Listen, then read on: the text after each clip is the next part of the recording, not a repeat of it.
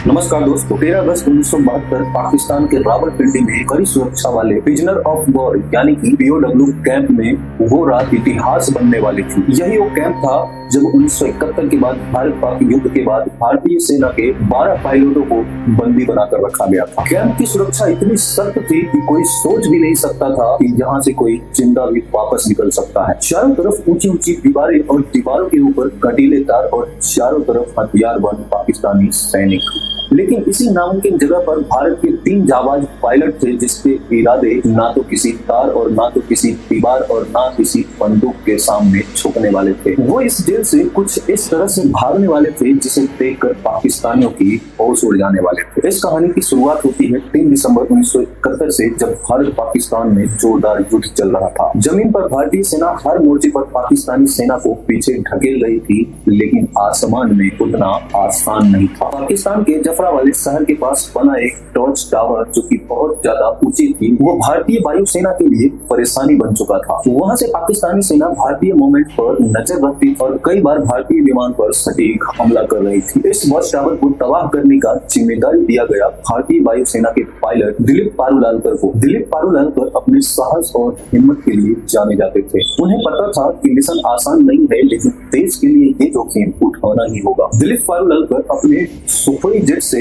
उड़ान भरते हैं और मिशन पर निकलते हैं। जैसे ही वो वॉच टावर के पास पहुंचते हैं तो पाकिस्तानी सैनिक एंटी एयरक्राफ्ट गन से जबरदस्त फायरिंग शुरू कर देती है। गोलियां उनके जेट की तरफ आ रही थी और कुछ ही पलों में उनका विमान डैमेज हो गया। हालात बिगड़ते देख पारूलालकर ने बिना समय गवाए इंजेक्ट कर लिया। उनकी जान तो बच गई, लेकिन किस्मत ने उन्हें दुश्मन की जमीन पर उतार दिया। जमीन पर उतरते वक्त पारूलालकर पहले से ही घायल थे, वो अपने आप को संभाल ही रहे थे। तभी आसपास के पाकिस्तानी लोग वहाँ जमा होने लगे। भीड़ दुश्मन चिल्लाने लगे और देखते ही देखते लोगों ने उन्हें पीटना शुरू कर दिया। उनका सामान छीन लिया गया और चोट और थकान की वजह से पारूलालकर वहीं बेहोश हो गए। अगर थोड़ी भी देर हो जाती तो भीड़ उन्हें वहीं मार देती, लेकिन तभी पाकिस्तानी सैनिक वहां पहुंच जाती है। सैनिक ने भीड़ को हटाया और वो बोला कि ये जिंदा हमारा बहुत ज्यादा काम का है, और इस तरह से पाकिस्तानी सैनिक उन्हें हिरासत में ले लेती है। और जब उन्हें होश आया तो उन्होंने अपने आप को एक तंग कोठरी में पाया। सामने एक पाकिस्तानी अधिकारी खड़ा था, उनके हाथों में कागज और पेन था, और तभी पाकिस्तानी सैनिक कागज और पेन उनके तरफ बढ़ाया और उनको कहा कि उधमपुर एयरबेस का नक्शा बनाओ। उधमपुर एयरबेस भारतीय सेना का एक अहम ठिकाना है, इसीलिए पारूलालकर ने तुरंत उन्हें मना कर दिया। फिर शुरू हुआ टॉर्चर का सिलसिला और आखिरकार भारी दबाव में आकर पारूलालकर ने नक्शा बना दिया। पाकिस्तानी अधिकारी नक्शा देखकर बहुत खुश हुआ, लेकिन कुछ देर बाद वो बेहद गुस्से में लौट आया, क्योंकि पारूलालकर ने दरअसल उधमपुर का नक्शा नहीं बनाया था, वो दरअसल मुंबई एयरपोर्ट का नक्शा बना दिए थे। गुस्से में अधिकारी ने सजा सुना दिया कि पूरी रात एक कोठरी के कोने में खड़ा रहना होगा। एक सैनिक को आदेश दिया गया कि अगर पारूलालकर बैठ जाए तो उसे तुरंत ही गोली मार दिया जाए। पूरी रात खड़े रहने के बाद पारूलालकर का शरीर जवाब दे रहा था, और तभी वो पाकिस्तानी सैनिक धीरे से कहता है कि तुम बैठ जाओ, सुबह तक अगर कोई आएगा तो मैं खांस दूंगा तो तुम तुरंत खड़ा हो जाओ। इसके बाद कई रात पारूलालकर ने उसी तरह से बिताए और हर दिन उनके साथ टॉर्चर होता रहा, लेकिन पारूलालकर ने अपने मुंह से कुछ नहीं निकाला। आखिरकार पाकिस्तानी सैनिक भी थक गए और फिर कुछ दिन बाद उन्हें और भी भारतीय कैदियों के साथ डाल दिया गया। यही था पाकिस्तान का रावलपिंडी में पीओडब्ल्यू कैंप, जहां पर भारतीय सेना के 12 पायलट कैद थे। यहाँ पारूलालकर को आकर यह पता चला कि उनके बाकी साथियों के साथ भी वही टॉर्चर हुआ था। सबने दर्द सहा था, लेकिन किसी ने अपना मुंह नहीं खोला था। कैंप का इंचार्ज था उस्मान हमीद, वो भारत के पायलटों के साथ थोड़ा सा सम्मान से पेश आता था। हालांकि ये बात अन्य पाकिस्तानी अधिकारियों को बिल्कुल पसंद नहीं थी। वही उस्मान हमीद ने भारतीय पायलटों को एक कैसेट प्लेयर और कुछ इक्विपमेंट दिया था। शायद उन्हें ये पता नहीं था कि उनकी ये छोटी सी मदद आगे चलकर एक बहुत बड़ी कहानी लिखने वाला। 25 दिसंबर 1971 को कैंप में खबर पहुंची कि ढाका में पाकिस्तानी सैनिक ने सरेंडर कर दिया है। भारत युद्ध जीत चुका है और 93,000 पाकिस्तानी सैनिक भारत के कैद में थे। कैंप में खुशी की लहर दौड़ पड़ी और सबको ये लगने लगा कि वो लोग अब बहुत जल्द घर लौट जाएंगे। लेकिन दिलीप पारूलालकर का मन में कुछ और ही चल रहा था। उन्हें ये पता था कि कैदियों की अदला बदली में बहुत लंबा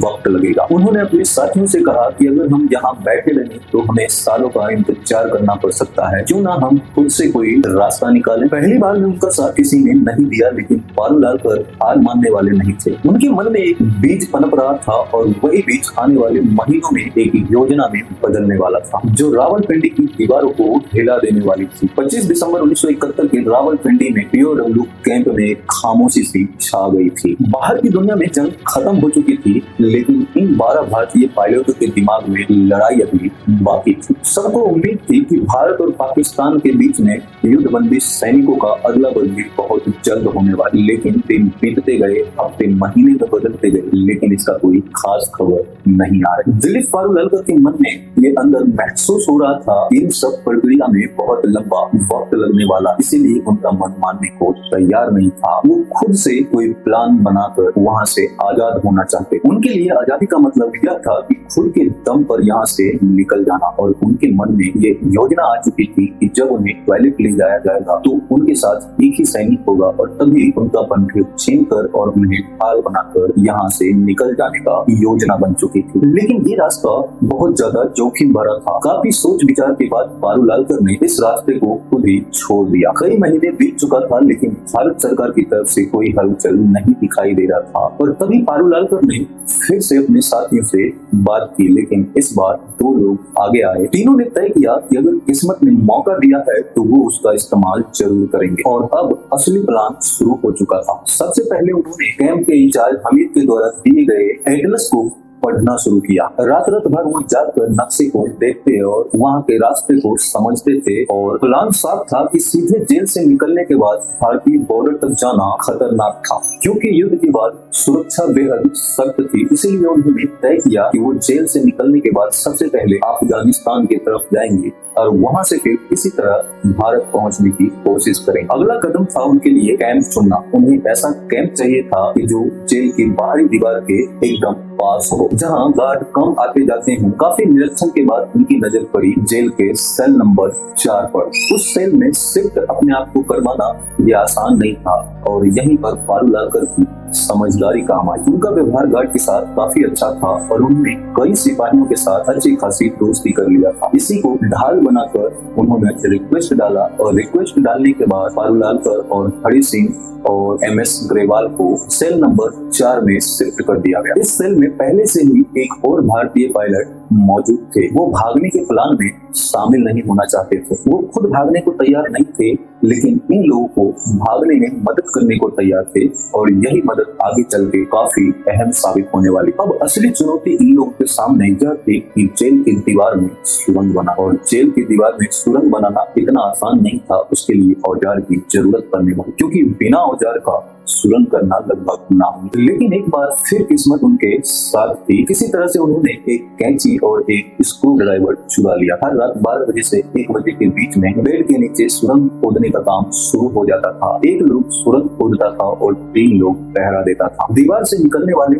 मिट्टी को बेड के नीचे छिपा दिया जाता था। सुरक्षा सख्त करने के लिए जेल में लगे बल्ब का फ्यूज उड़ा दिया गया था, ताकि पाकिस्तानी सैनिक को ठीक से दिखाई ना दे। जेल में बल्ब को बदलने की प्रक्रिया बहुत लंबी थी और इसका फायदा इन तीनों को बाखूबी मिला। एक रात खतरा बहुत करीब आ गया। एक गार्ड ने झांक कर देखा। उसे लगा कि सेल में सिर्फ 3 ही पायलट हैं, जबकि उस वक्त हरि सिंह जी सुरंग खोद रहे थे बेड के नीचे और ये तीनों ने सोने का नाटक कर। गार्ड भागकर इंचार्ज उस्मान को बुलाने गया और तब तक हरि सिंह ने सुरंग से निकलकर आराम से बेड पर चुपचाप लेट गए। जब उस्मान हमीद आया और इन चारों को सोते हुए देखा तो उन्होंने गार्ड को भी डांट दिया। दिन बीतते गए, हफ्ते महीने में बदल रहे थे और हर दिन सुरंग खोदा जा रहा था। ईंटें निकाली जा रही थी और सीमेंट वहां से हटाकर वापस ईंट को वहीं रखा जा रहा था। बाहर से देखने पर सब सम्मान ही लगता था। साथ में उन्होंने भागने के बाद की तैयारी शुरू कर दिया था। हर कैदी को उस समय जेल में 57 रुपये मिलते थे।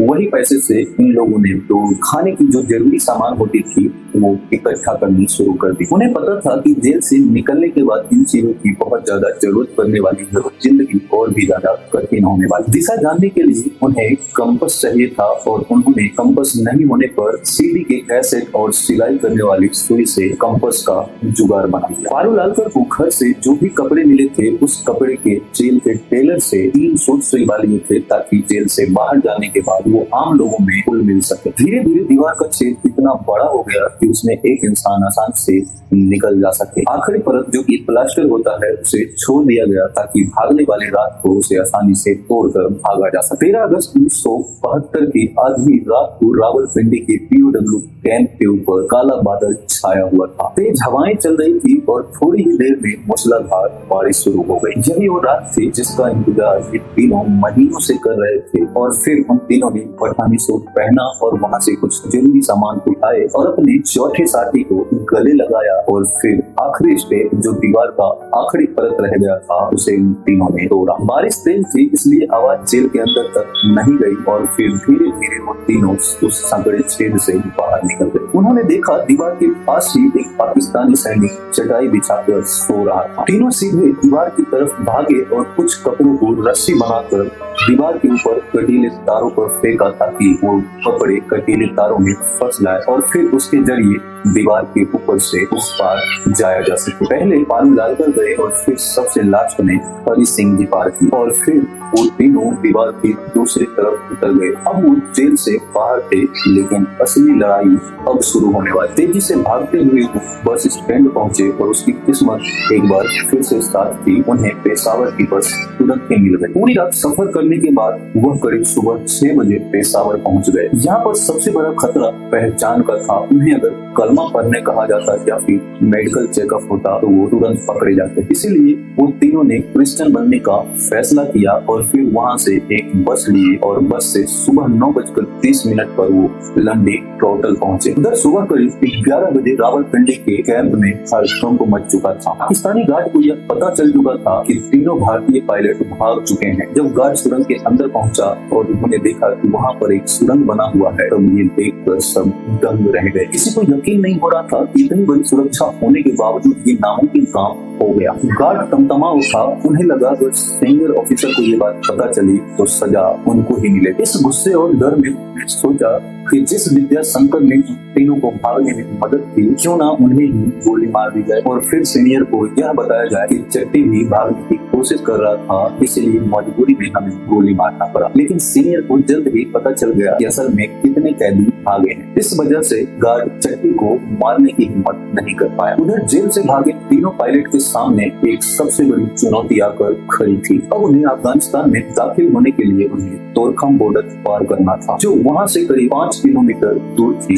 दूरी कम थी लेकिन सबसे बड़ा समस्या उनके सामने यह था कि उनको रास्ता नहीं पता था। उन्होंने एटलस में देखा कि तोरखम बॉर्डर के पास एक लंडी रेलवे स्टेशन मौजूद। नक्शे के हिसाब से अगर ये वहाँ पहुँच जाते हैं तो फिर वहाँ से तोरखम बॉर्डर जाना काफी आसान हो जाएगा। लेकिन उन्हें भी पता नहीं था कि ये बहुत पुराना नक्शा है और लंडी खाना रेलवे स्टेशन बहुत पहले बंद हो चुका है। और तभी तीनों एक चाय की टपरी पर पहुंचे। वहाँ खड़े एक आदमी से उन्होंने पूछा कि लंडी खाना रेलवे स्टेशन यहाँ से कितनी दूरी पर है और कैसे जाएं। तभी वहाँ खड़े लोग उन्हें घूरने लगे और उनमें से एक आदमी आगे आता है और पूछता है कि तुम कौन हो और कहाँ से आए हो और कहाँ जाना। तभी पारू लालकर ने कहा कि हम पाकिस्तानी सेना के अफसर हैं, छुट्टी पर हैं और घूमने जा रहे हैं। दुर्भाग्य से वो आदमी तहसीलदार का क्लर्क था और उसे शक हो गया। उसने कहा कि यहाँ इस नाम का कोई जगह नहीं है। भीड़ बढ़ने लगी। उसमें से एक आदमी ताना मारता है और कहता है कि तुम तीनों बंगाली हो ना, अफगानिस्तान भागना चाहते हो ना। तभी गिरेवाल हंसते हुए कहता है कि हम आपको बंगाली लगते हैं। तभी शक और गहरा हो गया और तीनों को पकड़कर तहसीलदार के पास ले जाया गया। वहाँ भी उन्होंने तहसीलदार को खुद को